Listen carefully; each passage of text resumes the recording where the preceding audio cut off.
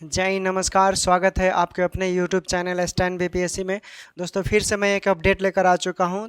आप लोग को मालूम है कि बीटीएससी एएनएम का प्रॉब्लम और बीटीएससी इंस्ट्रक्टर का प्रॉब्लम लगभग ये दोनों एक दूसरे को कोरिलेट करते हैं। और बीटीएससी पहले हम बीटीएससी इंस्ट्रक्टर का बात कर लेंगे और फिर उसके बाद बीटीएससी एएनएम पर भी बात करेंगे, क्योंकि आज बीटीएससी इंस्ट्रक्टर का क्या था, सुनवाई था। आज 20 अप्रैल है और सभी लोगों को मालूम है।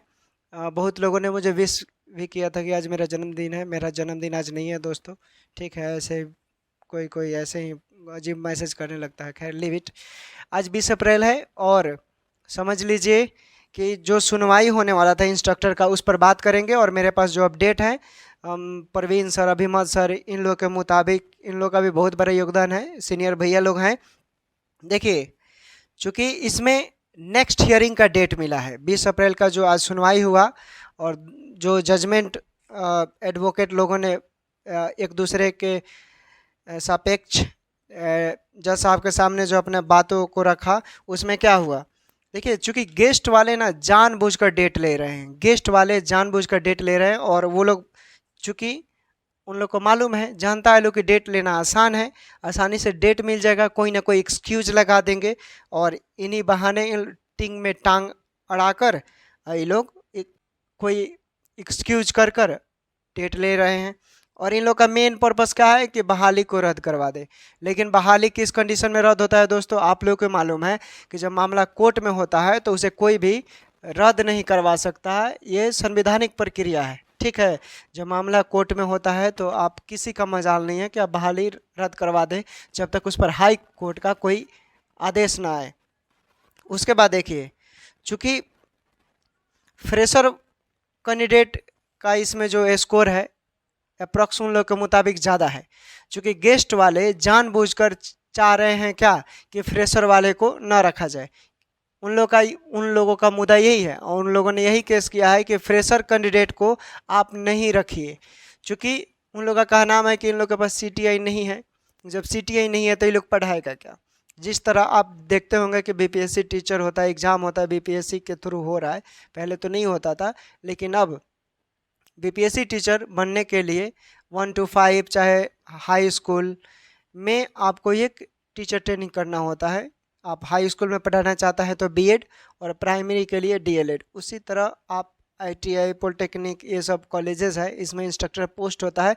तो इधर भी एक इंस्ट्रक्टर होता है जिसको इंस्ट्रक्टर ट्रेनिंग बोलते हैं, सीटीआई या सीआईटी बोल सकते हैं। और बिहार में एक भी कॉलेज नहीं है सीटीआई का।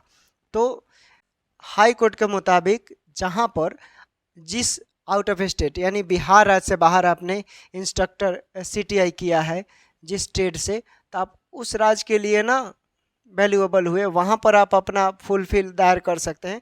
क्योंकि बिहार में एक भी सीटीआई कॉलेज नहीं है, तो आप किस आधार पर बोल सकते हैं कि सिर्फ सीटीआई को ही रखा जाए। इसको तो हालांकि ये बात भी बोला गया है, जो हम लोग के एडवोकेट है वो भी जज साहब के सामने बोले हैं, बिहार में एक भी सीटीआई कॉलेज नहीं है और ये मान वहीं पर रहेगा, ठीक है। तो यहाँ पर नहीं है।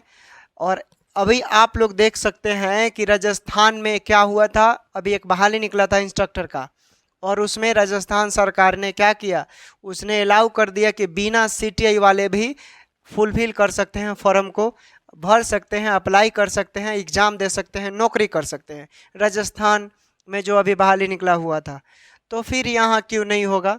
और देखिए, केस तो हम लोग जीतेंगे ही और गेस्ट वालों के पास एक भी कोई एक्सक्यूज नहीं रहेगा, क्योंकि वो लोग जान रहा है कि हम लोग को एक दिन का 500-600 रुपया मिलता है, 16 से 20 हज़ार के आसपास मिल जाता है। हाँ, मैं सब गेस्ट वालों को नहीं बोलूँगा, क्योंकि कुछ गेस्ट वाले एग्ज़ाम पास भी, उनका स्कोर भी अच्छा है और वो एग्ज़ाम पास हैं लगभग।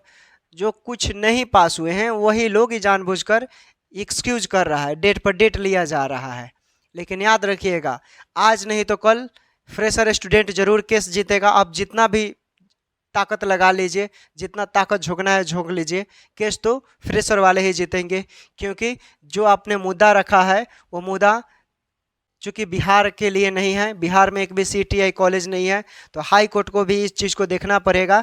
और जो हमारे एडवोकेट लोग हैं वो भी प्रस्ताव रख चुके हैं। और देखिएगा, जिस तरह बीटीएससी एएनएम में केस को रिजर्व रख लिया गया, इसी तरह बीटीएससी इंस्ट्रक्टर को भी केस को रिजर्व रखकर और फ्रेशर स्टूडेंट एग्जाम वालों का समर्थन किया जाएगा, देखिएगा, ठीक। और बीटीएससी जिस तरह एएनएम सीबीटी क्वालिफाई का समर्थन कर रहा है, उसी तरह बीटीएससी भी एग्जाम वालों का समर्थन करेगा, इंस्ट्रक्टर वालों का समर्थन करेगा, बीटेक पॉलिटेक्निक जो भी इंजीनियर हैं, ठीक। इंजीनियर बोले तो बीटेक वाले सीनियर इंजीनियर हुए और पॉलिटेक्निक वाले जूनियर इंजीनियर हुए, इस चीज़ को भी याद रखिएगा।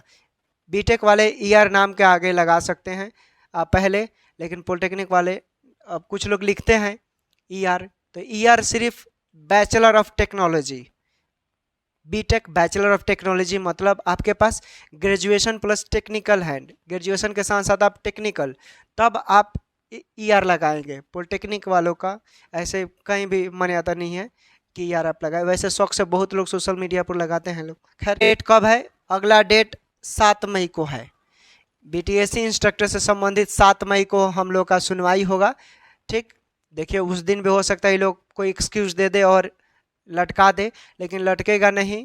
इस बार जो भी एडवोकेट हमारे रहेंगे वो सारे पक्ष सारे एविडेंस रखेंगे, सिर्फ बहस चलने दीजिए। बहस तो हो ही नहीं रहा है, बहस होगा ना, वो लोग बहस के लिए तैयार ही नहीं हो रहा है, पता नहीं क्यों। जज साहब के सामने वो लोग बिल्कुल भी तैयार नहीं हो रहा है। जो भी गेस्ट वाले हैं उनके एडवोकेट लोग, लग रहा है कि शायद उनके पास कोई एविडेंस नहीं है, इसलिए डेट पर डेट वो लोग ले रहा है। हमारे एडवोकेट लोग तो पूरा फुलफिल दम फुल परफॉर्मेंस के साथ है लोग। अब चलिए बीटीएससी एएनएम बात कर लेते हैं। चूँकि कुछ लोग ये बोल रहे हैं कि 2018 नियमावली के तहत होगा। क्यों होगा? क्योंकि हाई कोर्ट अपने जजमेंट को जो केस रिजर्व किया है उसमें जजमेंट को वही रखेगा। चूँकि आपको ये मालूम होना चाहिए कि पिछले वीडियो में मैंने एक और बात बताया था कि देखिए 3 घंटे बहस चलने का मतलब कि दोनों तरफ से टकराव हुआ है, ज़बरदस्त, ठीक ना, मज़ेदार, काफ़ी इंटरेस्टिंग, कोई कल्पना नहीं कर सकता है, काफ़ी डिफ़िकल्ट है। लेकिन हाँ, इतना होने के बावजूद समझ लीजिए जो केस को रिजर्व रखा गया, यानी जो क्वालिफाई स्टूडेंट है, एग्ज़ाम वाले हैं, ठीक है, उनका बात वहाँ जज साहब के पास पहुँच चुका है और वो अपना क्या कर रहे हैं, जो केस का जो रिजल्टेंट केस रिजर्व जो होता है उसका रिजल्टेंट जो सुनवाई होता है उसमें वो अब लिखना शुरू कर दिए हैं हफ्ते के अंदर, यानी 7 दिन से लेकर 10 दिन के बीच, यानी 12 दिन, 1 से 2 हफ्ते लगते हैं इसमें, 7 दिन से लेकर 14 दिन के बीच इसका सुनवाई होता है केस रिजर्व का। मैक्सिमम आपको मालूम है 6 महीने लगते हैं और मिनिमम 2 हफ्ते, ये रूल है संवैधानिक है। किसी किसी कारणवश लॉन्ग हो जाते हैं, लॉन्ग होते हैं तो आप ऊपरी न्यायालय का दरवाज़ा खटखटा सकते हैं, ये भी आपके पास अधिकार है। लेकिन ऐसे किसी भी केसेस में ऐसा नहीं हुआ है। पिछले साल का भी केस देखिए, बहुत सारे केस थे जिसको हाई कोर्ट ने उसको रिजर्व रख लिया और उसमें क्या किया, उसने उस फैसले को, हाई कोर्ट ने जो अपना फैसला सुनाया था उसको मद्देनज़र रखते हुए उसको पलट दिया, पलटवार किया, अपने फैसले को पलट दिया। क्यों? क्योंकि उसने देखा कि यहाँ पर एक के साथ अन्याय हो रहा था, एक के साथ एक का क्या कसूर है। क्योंकि उसने बोला था कि 2018 नियमावली के तहत हो, एलिजिबल क्राइटेरिया को आप चेंज नहीं कर सकते हैं, बाकी जो क्वालिफिकेशन जैसे क्वालिफाई है, एग्ज़ाम है, मेरिट है, एग्ज़ाम बेसिस की बात है, उस प्रक्रिया में आप संशोधन कर सकते हैं। और ये बात भी पीके शाही ने अच्छा से रखा है और एविडेंस के साथ रखा गया है, एफिडेविट के साथ रखा गया है, ताकि कोई उतार चढ़ाव ना हो। और इस उतार चढ़ाव के साथ इतना उम्मीद से ये कह सकते हैं कि जो मामला है वो सीबीटी क्वालिफाई के पक्ष में आ जाएगा। हाँ, लेकिन 45%, 45% का जो टारगेट है वो कॉन्टैक्ट बेसिस वालों के बीच में है, ठीक है। लेकिन थोड़ा सा उम्मीद जो है वो सीबीटी क्वालिफाई एग्ज़ाम वालों की तरफ से है, क्योंकि इसमें बीटीएससी से लेकर हर डिपार्टमेंट, बीटीएससी का आयोग से लेकर अध्यक्ष से लेकर बिहार सरकार से लेकर सब कोई एग्ज़ाम वाले का समर्थन किया है और सभी के एडवोकेट ने इस बात को रखा है। तो जहाँ पर राज्य का बात होगा, राज्य किसी भी व्यक्ति के साथ विभेद नहीं करेगा, राज्य किसी भी स्टूडेंट के साथ बोले तो अन्याय नहीं करेगा, सबके हित में फैसला आएगा। और यहाँ पर देखिएगा, जो लोग बोल रहे हैं कि 32,000, अरे 32,000 स्क्रूटनी में दोस्त नाम आया, ठीक है, और 32,000 सबका सिलेक्शन थोड़े हो जाएगा, 32,000 का सिलेक्शन होगा। कितना सीट है? 10,709, तो 10,709 का ही ना आप बात करेंगे, कहाँ से 32,000 इसमें आ गया दोस्त?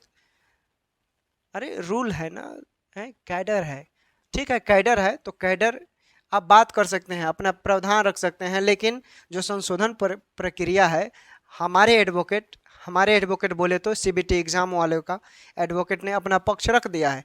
और रिटर्न में आपको कॉपी भी मिलेगा जल्द, 10 से 12 दिन के अंदर इंतज़ार कर लीजिए और देख लीजिएगा।